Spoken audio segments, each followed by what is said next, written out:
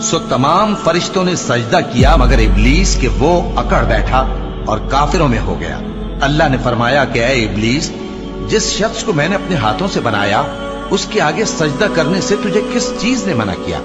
کیا تو غرور میں آ گیا یا اونچے درجے والوں میں تھا؟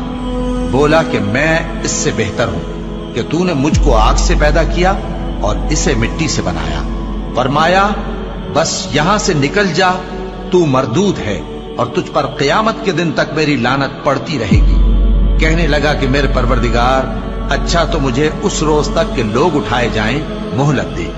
فرمایا کہ تجھ کو مہلت دی جاتی ہے اس روز تک جس کا وقت مقرر ہے۔ کہنے لگا کہ مجھے تیری عزت کی قسم، میں ان سب کو بہکاتا رہوں گا سوائے ان کے جو تیرے چنے ہوئے بندے ہیں۔ فرمایا ٹھیک ہے، اور میں ٹھیک ہی کہتا ہوں